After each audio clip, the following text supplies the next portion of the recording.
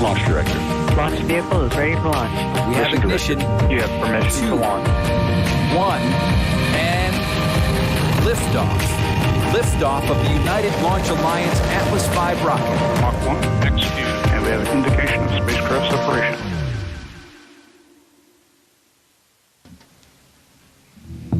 Atlas engine ignition. At Space Launch Complex 41, an Atlas V rocket is fueled and ready to launch the NROL-101 mission for the National Reconnaissance Office.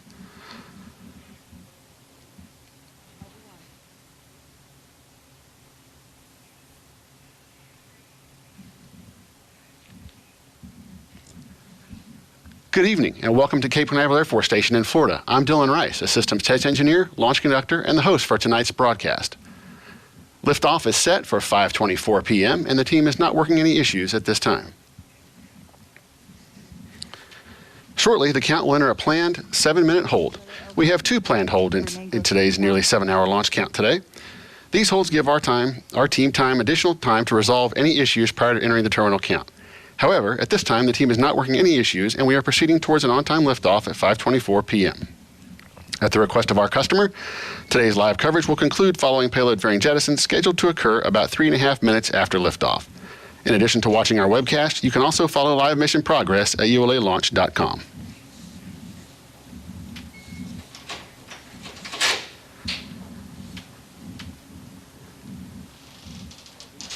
LD. MD.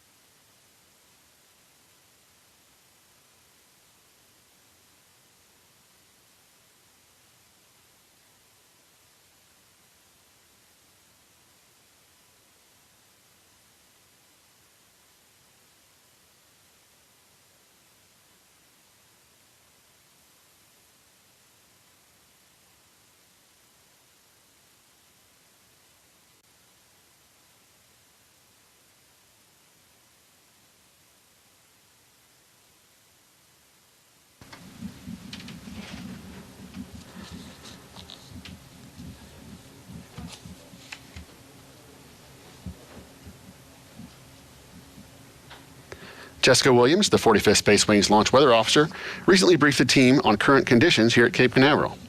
The probability of violating launch constraints is less than 10%.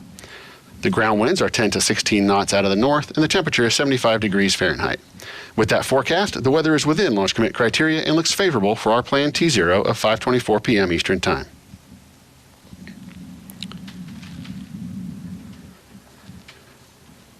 This afternoon's flight will fly a northeasterly heading away from Cape Canaveral. Let's take a look at what else we can expect to see. Atlas engine ignition, 0, and liftoff of the United Launch Alliance Atlas V rocket.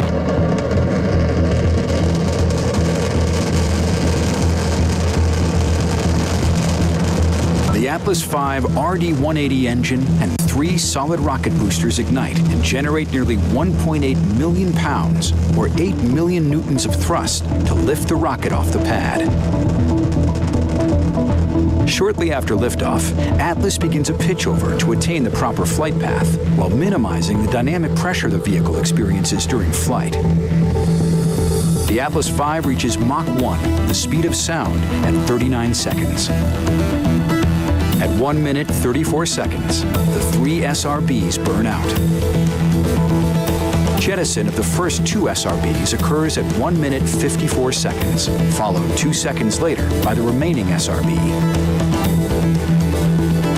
In the next 2.5 minutes of first stage flight, the Atlas V will more than triple its velocity. Approaching payload fairing jettison, the Atlas V is burning propellant at a rate of 1,700 pounds, or 770 kilograms per second, traveling more than 7,800 miles, or 12,500 kilometers per hour, and located 73 miles, or 118 kilometers in altitude, and 135 miles, or 217 kilometers downrange. During ascent, NROL-101 is protected inside a 5-meter diameter payload fairing. This two-piece shell encapsulates both the Centaur upper stage and the spacecraft. Once the vehicle has climbed above the densest part of Earth's atmosphere, the payload fairing is jettisoned. Following payload fairing jettison at 3 minutes 19 seconds, the Atlas V rocket continues on a classified mission to space.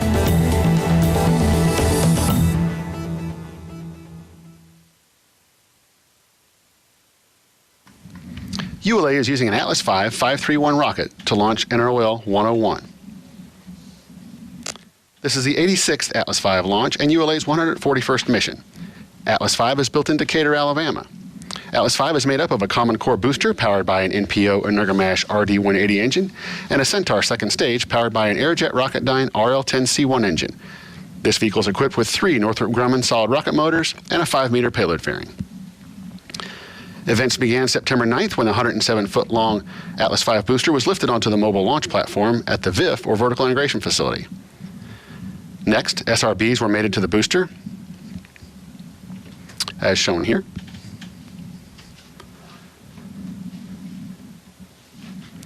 The pre-assembled interstage adapter, Centaur upper stage, and lower half of the payload fairing were added. And stacking was completed on October 26 when the encapsulated payload fairing, shown here, was mated to the Centaur. An Atlas V launch countdown begins with moving the rocket from the VIF to the pad. 6 components are used for that 20-minute trip that's about 1/3 of a mile. We use the MLP, which weighs about 2 million pounds. It supports the rocket and contains air conditioning, electrical, and commodity lines. Undercarriages are used to bear the weight of the MLP and rocket. At the head of the train are 2 rail cars made up of the payload van, which provides spacecraft communication and accommodations, and the ground van, which provides support for the rocket. At the rear of the convoy is an environmental control system that provides air conditioning to the payload and rocket. We use 3 trackmobiles to power the 3 million-pound convoy. The Atlas V stands 206 feet tall, or about 60 meters, and weighs more than 1 million pounds, or 489,000 kilograms, fully fueled.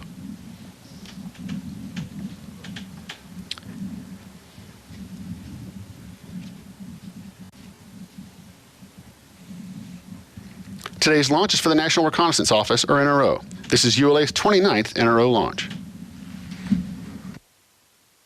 The NRO is a joint organization engaged in the research and development, acquisition, launch, and operation of innovative overhead reconnaissance systems necessary to meet the needs of the intelligence community and the Department of Defense. The NRO is recognized for transformational intelligence collection systems used to develop highly accurate military targeting data, support international peacekeeping and humanitarian relief operations, and assess the impact of natural disasters.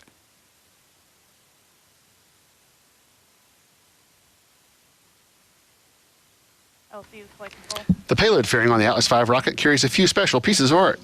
L3 primary steering file, adjust_AB090_05. As they do for every mission, the NRO provided unique artwork.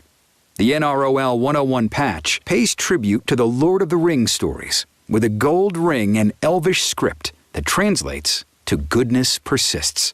The new Space Force Delta logo is also flying on the Atlas V.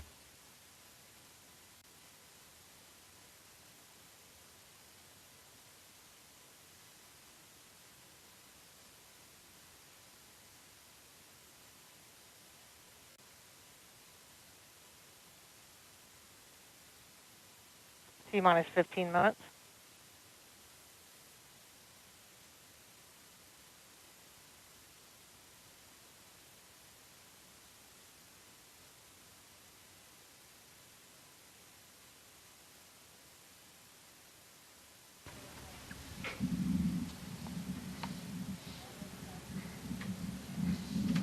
Here are some live views from Complex 41 as we move closer to our planned T0 at 5:24 p.m. Eastern Time. Clear blue skies in the background with just a few clouds after Tropical Storm Ada made her way through town earlier this week. Here's a broad view of Complex 41. Go ahead. First step, 750. You have an estimate. You can see the large liquid oxygen sphere on the right-hand side of your screen.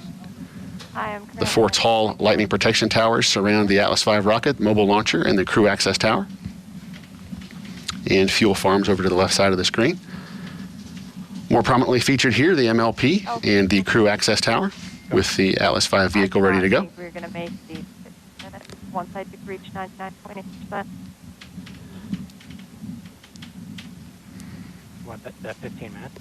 At Complex 41, an upgraded acoustic suppression water system will be used for the first time today. ULA's Ron Fortson gives us a preview. Hello, I'm Ron Fortson. I'm the Director of Program Management Integration here at ULA. I'm standing here underneath the launch deck where soon we'll have the Atlas V rocket carrying the NROL-101 mission showing up here at the pad. When we launch the rocket, the ignition from that rocket causes a lot of noise. The noise is so loud that it can damage your ears. It's also loud enough that it can damage the payload or a launch vehicle when we launch. So we have to use a water suppression system to help dampen out the acoustics caused from that ignition. The acoustic water suppression system we use here at Launch Ops consists of 3 sections. There's an upper section that's part of the MLP, a lower section, and then there's an exit section that's also part of the system. All 3 of these sections deliver about 2,000 to 3,000 gallons of water per second for a total of about 100,000 gallons. When we light the engines, essentially the system kicks in at T-6 seconds with the lower section starting to spray water. Then the duct section will start to spray water at T-5 seconds, and then 4 seconds after launch, the upper section will start to spray water. It'll continue to spray water for 15 seconds after launch. We made some modifications here to accommodate the Vulcan rocket when it shows up here.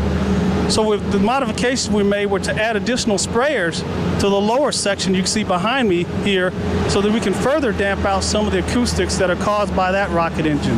So we're really looking forward to the upcoming launch here on 101 because it'll be an opportunity to see how this system performs.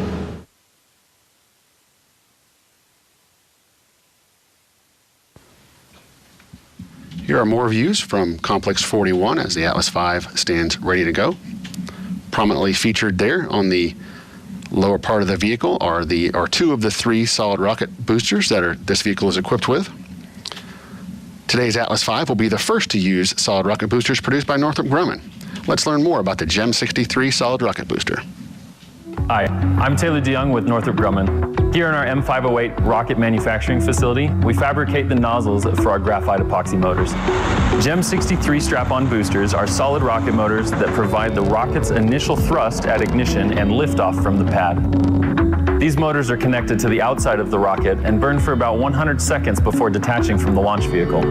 We've been developing and producing these strap-on boosters since the early 1980s, and we've continued to improve and expand upon our GEM motor family ever since. The first strap-on motors used heavy steel cases, but we found a way to make them stronger and lighter with a graphite epoxy winding process. Our early GEM motors successfully flew on hundreds of Delta launches over the years. Today, our GEM-63 motors support ULA's Atlas V launch vehicle. Northrop Grumman is continually evolving its rocket motor products through updated technologies, materials, and processes, and the GEM-63 motor is no exception. We are proud to support ULA and the U.S. National Reconnaissance Office to launch the nation's most critical national security payloads.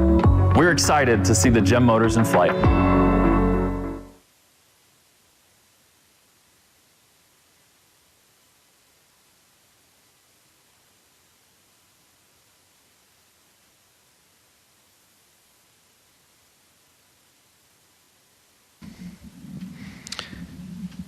The NROL-101 mission is dedicated to our friend and colleague, Mike Ellis. Let's listen into the dedication. Today's NROL-101 launch has a dedication on the launch vehicle to Michael Thomas Mike Ellis, who passed away at 60 years of age on 17 September 2020. Mike dedicated more than 35 years of his life to supporting national defense. Mike will be remembered by his colleagues in the NRO for being the driving force behind the design and construction of the Eastern Processing Facility at Cape Canaveral, Florida, the world's premier spacecraft processing facility. The words cemented on NROL-101 read, "In memory of our colleague, friend, and patriot. May he rest in peace."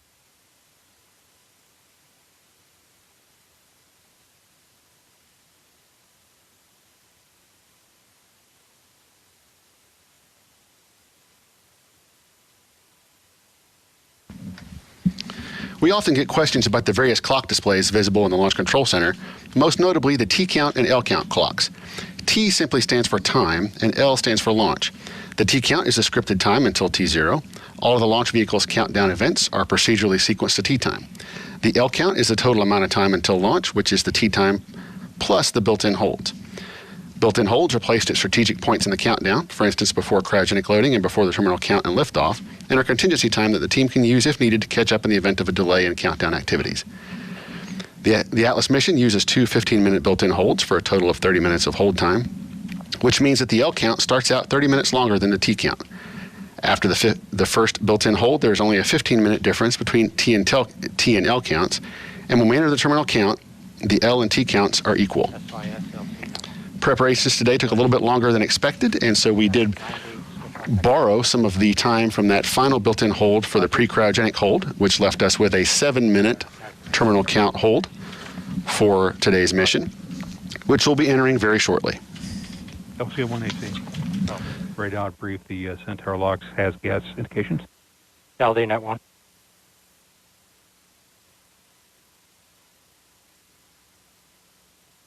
LD net 1. LD on 1. MD net 1. MD's on 1. Proceed AC. Okay, the team reviewed the ARB that was held to discuss this issue. We did today, again, violate the 4% of the TRD. However, the ARB did give justification for up to 8% of O2, 2% H2. We are within those limits, and we recommend proceeding. LC concurs. LD. LD concurs. MD. MD concurs.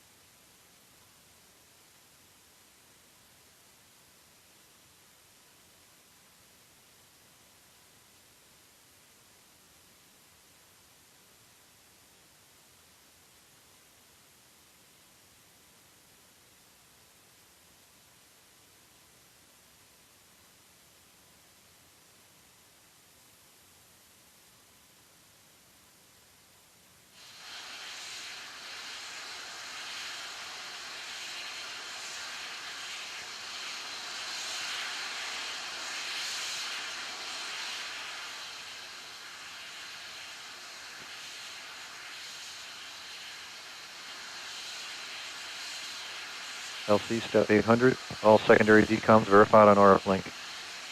Roger. T-minus 6 minutes.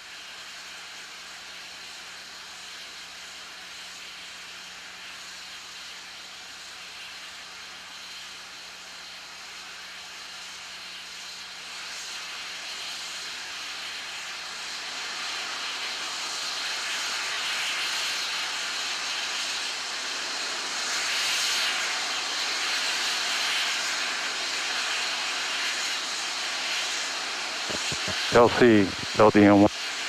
Go LD. Please coordinate a new T0 of 22:32. Copy. 22:32 total. Good copy. Atlas LO2 at flight level. Roger. RC, LC net 1. RC. Please coordinate a new T0, 22:32. Copy 223200 Zulu inward. T-minus 5 minutes. LC locks 2. Go. Centaur LO2 at flight level. Roger. LC to flight control. Okay, we just heard the launch director direct the launch conductor to set up for a new T0 of 5:32 p.m. Eastern Time. We will make that adjustment when the clocks enter the built-in hold here in just a few moments, about 30 seconds from now. Roger.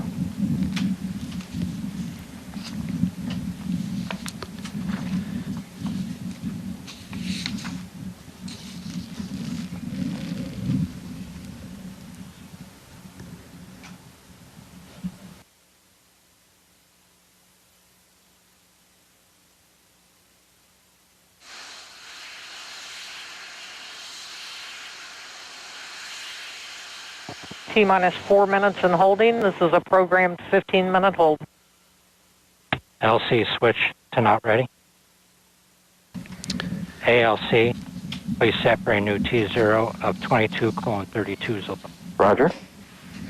And the team has now entered that final built-in hold. And the team will be extended. The ALC will be assistant launch conductor, will be setting the clocks for the new T0 as directed by the leadership team.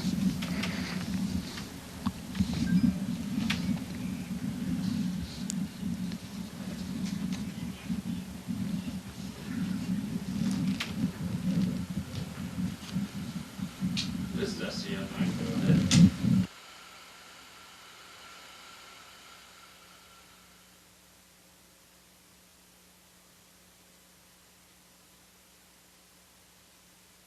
LC, ALC. Go. Countdown clock has been set for new T0 of 22:32 Zulu.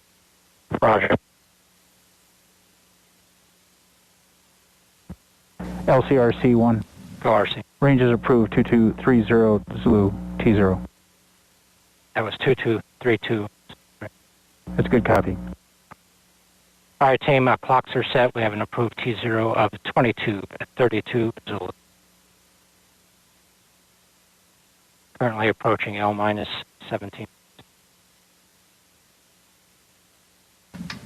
And as you just heard, launch conductor Scott Barney verifying the team is now realigned to the new T0 of 22:32 Zulu time, which equates to 5:32 p.m. Eastern time. That puts us at just over 17 minutes prior to liftoff. The next major milestone will be the terminal count status check, and that'll be occurring in about 10 minutes.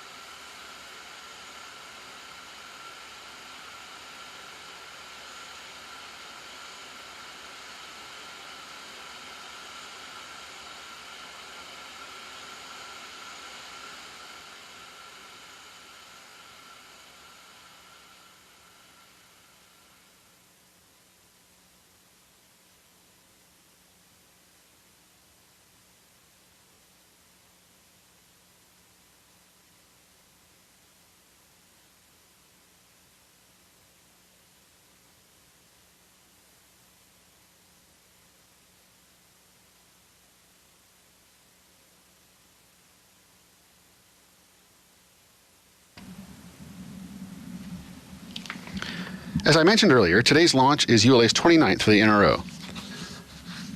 Let's take a look at the huge role the NRO plays in the security of our country. T-minus 3, 2, 1, 0. Ignition.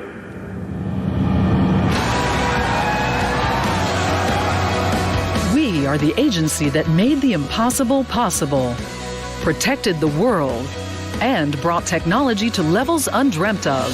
Go Atlas, go Centaur. The race to space was a series of firsts, and we were there.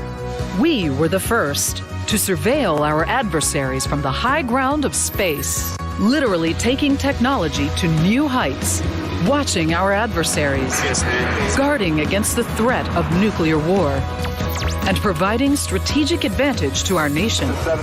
We were the agency no one had heard of because we worked in total secrecy.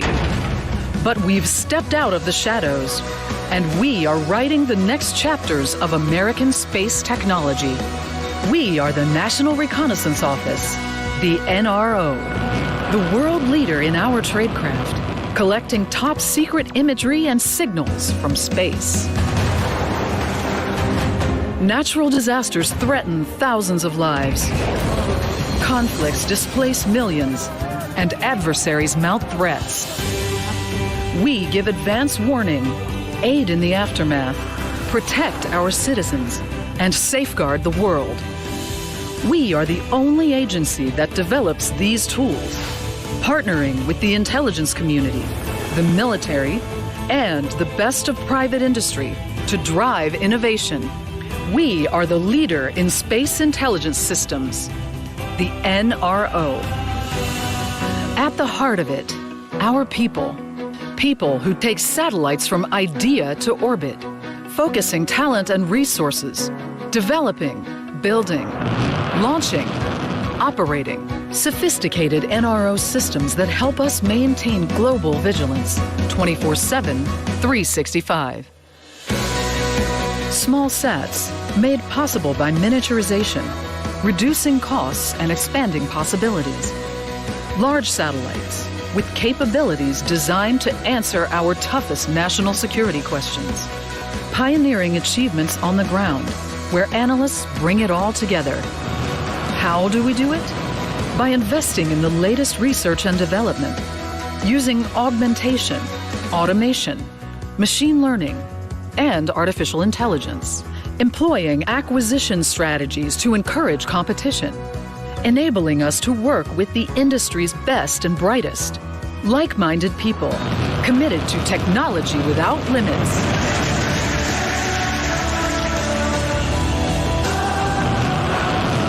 This is where careers rise to heights unimagined, where you can take your eyes and ears into space. We deliver, under budget and on schedule, meeting and exceeding expectations, to answer questions yet unasked. We develop new technologies every day and put them to use in record time in the high ground of space. No one can match us. The National Reconnaissance Office, the world leader in intelligence gathering. We are the NRO.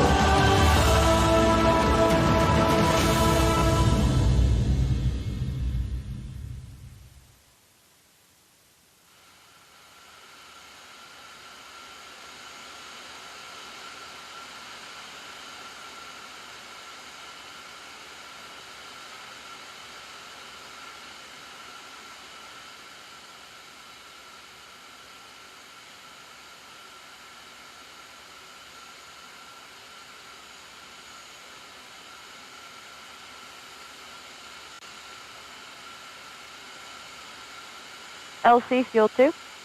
Go Fuel 2. First step 860 Centaur LH2 at flight level. Roger. LC Peony 2. Go. Step 760 Centaur LH2 SVV cycle tests are complete. Roger.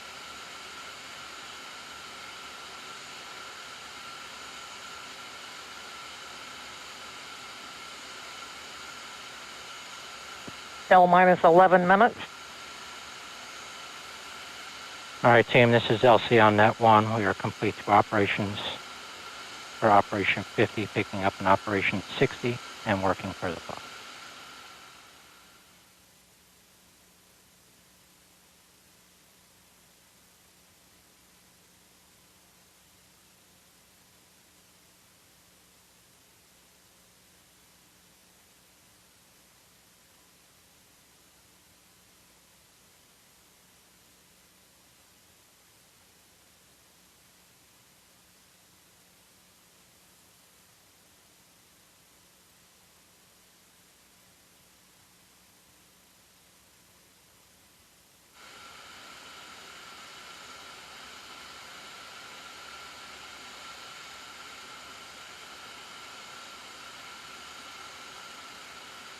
All communications switch to channel 1. All personnel and visitors remain in present position until launch. Maintain operational silence in the LCC. Terminal count briefing. If a condition exceeds a launch constraint anytime after the terminal count status check, the observer shall announce hold, hold, hold on channel 1, identify the station, and briefly state the reason for the hold.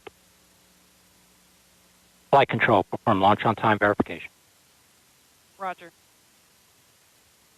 OSM, place SRB ignition SNA switch in the enable position. And you're coming through kind of weak on that one. SRB ignition enabled. Roger. Blocks 2, verify CISA first flow, flowing GN2 to the CISA. Verified. OSM, verify the FCO, RCO, and OSM hold fire switches are in the proceed. In a few moments, Launch Conductor Scott Barney will poll the launch team for the final go to pick up the countdown. 29 engineers and managers are polled for system status and readiness to proceed. This is the final status check for all ATS vehicle systems, ground systems, spacecraft, and the U.S. Space Force Eastern Range. The vehicle system readiness poll includes electrical systems, hydraulics, pneumatics, propulsion systems, flight control, and propellants. Let's listen in as Scott Barney performs the final polling here in about 30 seconds.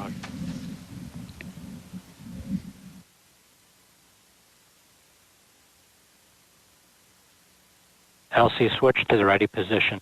All steps are complete prior to the status check.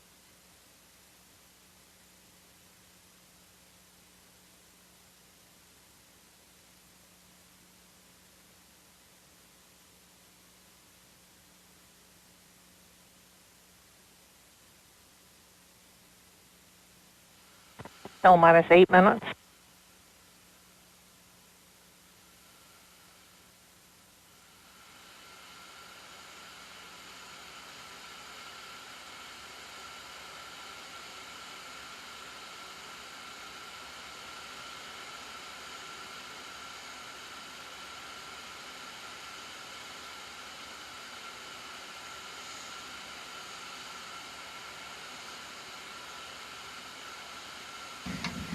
And my apologies, we are now about 30 seconds away from that final status check occurring.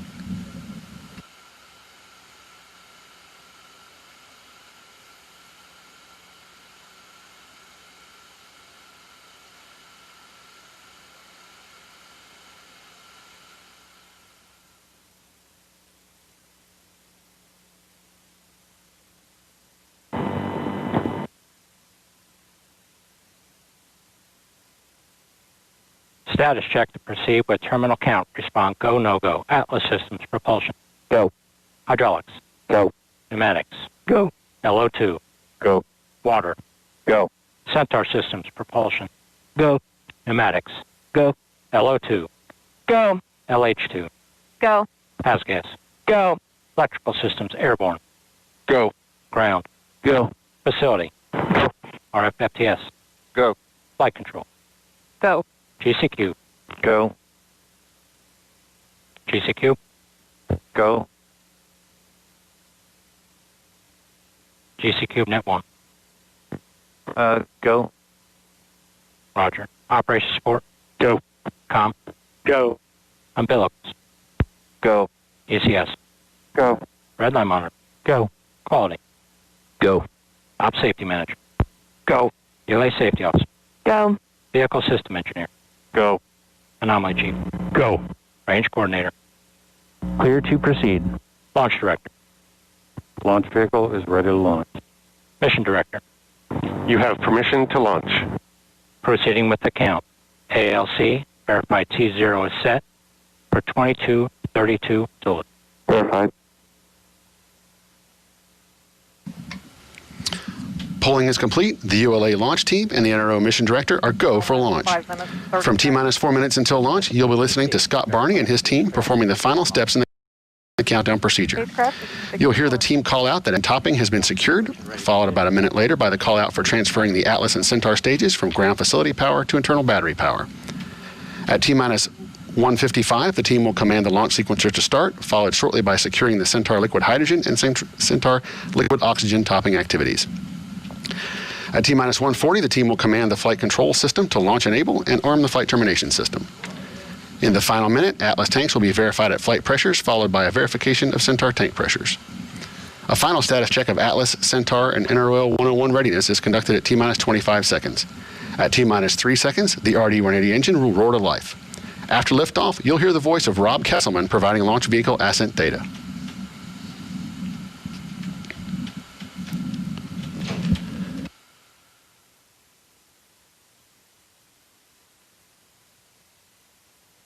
Copy.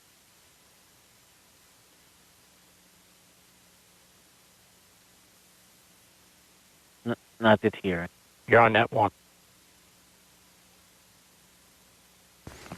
This is Atlas Mission Control at T-minus 4 minutes and holding. We anticipate releasing the hold in just a few moments. On my mark, the time will be T-minus 4 minutes and counting. 3, 2, 1, mark. The countdown clock has resumed, and we are go for launch at 5:32 p.m. Eastern Ground Time. gyros enabled.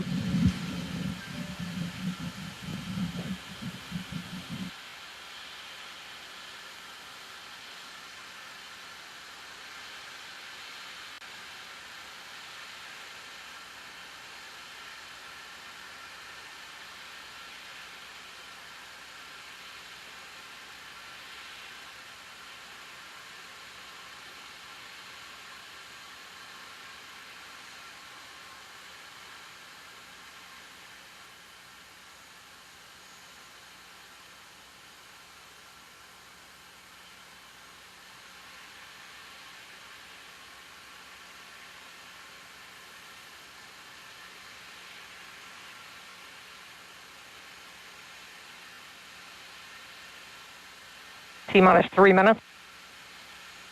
Securing LO2 topping. Atlas tanks to flight pressure. 250. FTS internal.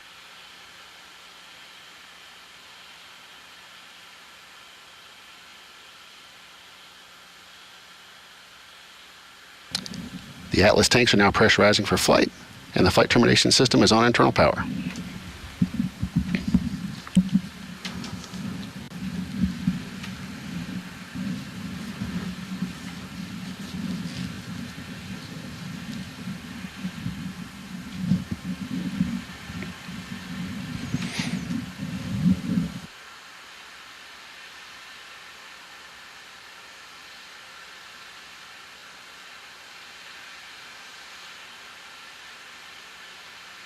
$159. Vehicle internal. 155. Launch sequencer start. 150. Securing Centaur LH2. Securing Centaur LO2.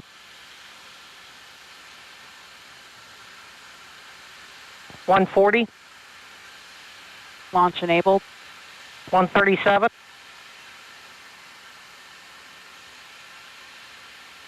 FTS armed.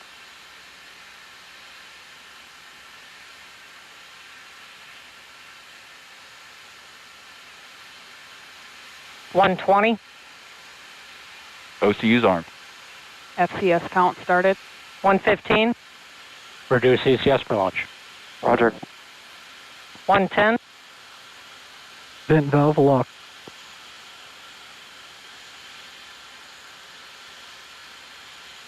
T-minus 1 minute. Rock, report range status. Range green. The launch vehicle, payload, ground systems, and eastern range are all go for launch.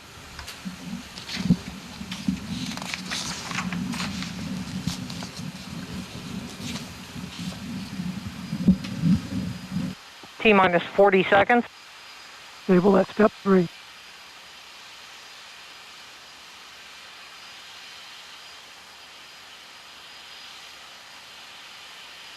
$28. Yes, reduced for launch. Roger. 25. Status check.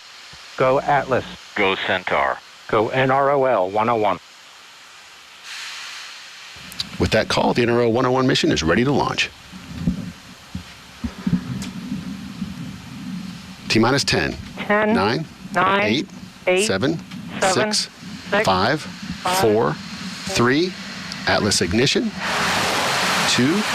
1. 0. And liftoff.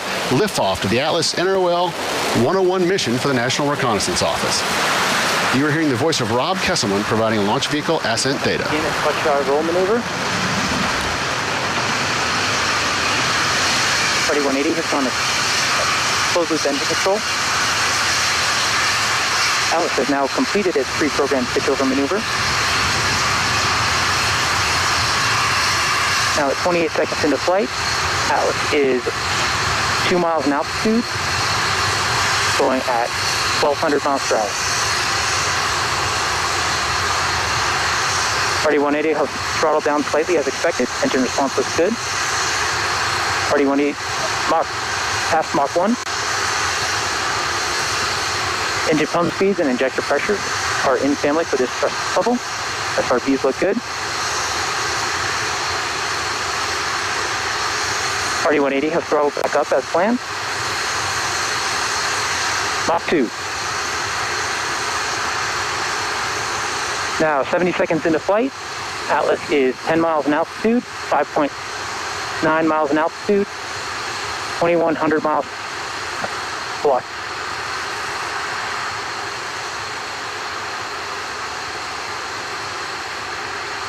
Atlas has passed Mach 3. Standing by for Srv burnout. We have burnout on all 3 SRBs. Standing by for jettison.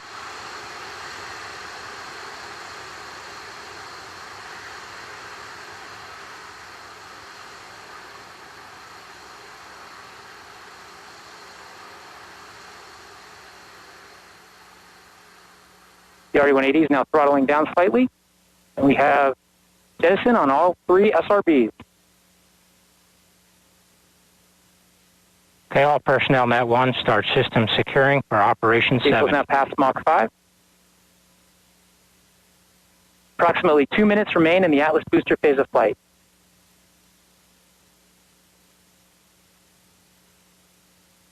This time, booster tank pressures look good. And booster battery voltages remain in their expected range.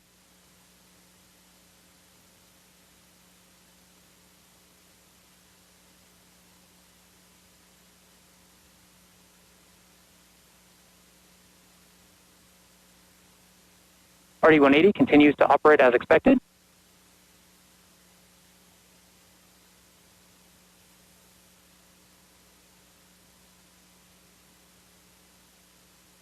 Centaur reaction control system is now pressurizing to flight level.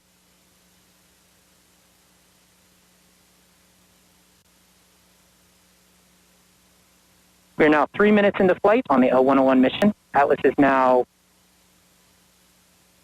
66 miles in altitude, 125 miles downrange, traveling at 7,500 miles per hour.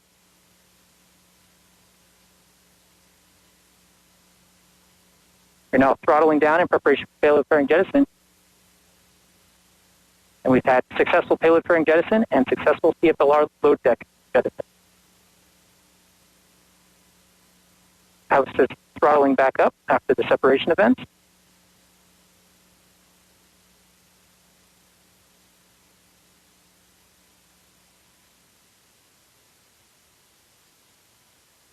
Atlas has reached a 4.6 deceleration limit. Though they look the same, this evening's Atlas V rocket lifted off with new solid rocket boosters. Program leads Jamie Umshed and Samantha Suarez recently sat down to discuss the new SRBs. Let's take a look. Hi, I'm Jamie Umshed. I'm the Vehicle Systems Engineer for Vulcan Centaur program at United Launch Alliance. Prior to this role, I was the integration lead for the GEM-63 program. With me today is Samantha Suarez, Systems Engineer and Integrator. Together, we led the integration program for the GEM-63 on Atlas V. NROL-101 will be the first mission to fly those SRBs. Under a strategic partnership, Northrop Grumman was chosen to be the sole provider of solid rocket boosters to United Launch Alliance for our family of rockets. It's a lower cost alternative to the SRBs that have been flying on Atlas V since 2003. So one of the interesting parts or challenging parts of integrating these motors is you have to be able to swap out the SRB and make sure you're not increasing risk to the Atlas launch vehicle, and additionally that you're meeting system performance requirements. The main thing was setting a really strong requirements foundation, working with our system level teams and ensuring that we flowed system level requirements down to the design requirements and that the supplier built to those. Also understanding with those requirements which ones did have some flexibility so that when we ran into challenges as we were developing these motors, we could react appropriately, and understanding verification of those requirements. Northrop Grumman would go through incremental design phases for the motors. They started with a system requirements review, then progressed into preliminary and critical design reviews. Every step of the way, our government customer was a partner in that process. Once you get through your design phases, then you get to go do the fun part, test. So there's a lot of different phases of testing. So you'll have some early on development testing for like proof of concept. You get into component specific stuff. For the SRB itself, there's two major tests, structural and performance. Structural, we did what was called super proof, where you pressurize the case and you apply loads on it and ensure that the case functions as intended when it's under load. Then you have static fire, which is how you validate the performance of the motor. Static fire is unique for solids in that with an SRB, you don't get to fire it before you fly it, so the qual is crucial. After the flight of L-101, we will actually be transitioning the Atlas V over to GEM-63s after 2021. Same year, 2021, we're going to be flying the first Vulcan Centaur, and Vulcan Centaur will use the larger, more powerful variant of the motor, the GEM-63 XL. Flying the GEM-63 first on Atlas gives us an opportunity to have more confidence in that first flight of Vulcan Centaur, and it also allows us to reduce the cost of the Atlas V and make it more competitive in the launch market. I was on the program for 4 years, and I don't know about you, but I'm pretty excited. I am so excited, and I know we're not the only ones. There's a ton of people from ULA, Northrop folks, and the US government that were all key contributors to this program, and I'm definitely ready to see them fly.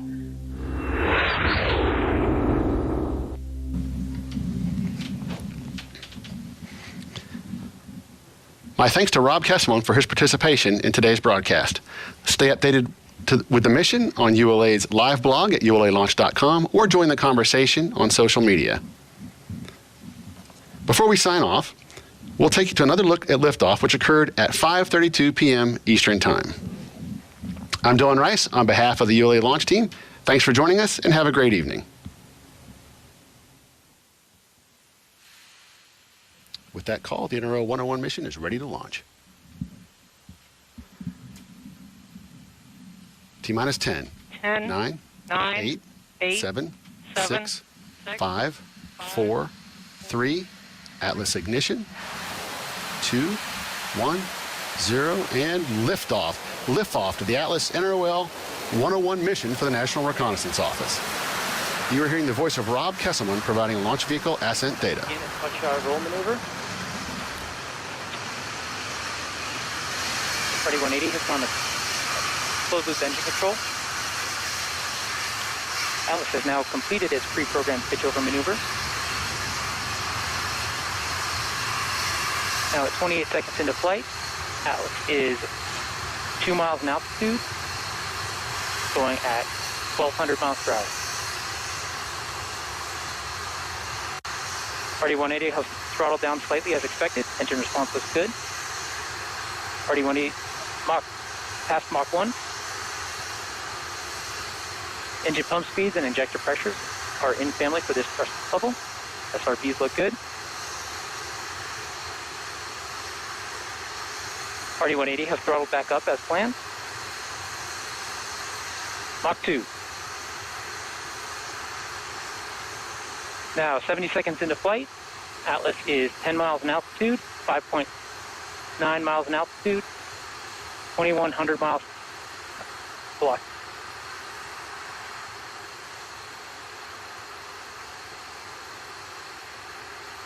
Atlas has passed Mach 3.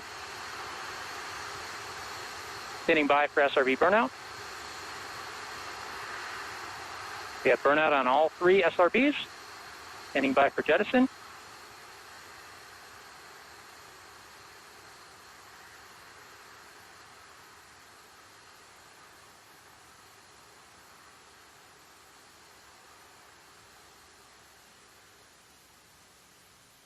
The RD-180 is now throttling down slightly, and we have jettison on all 3 SRBs.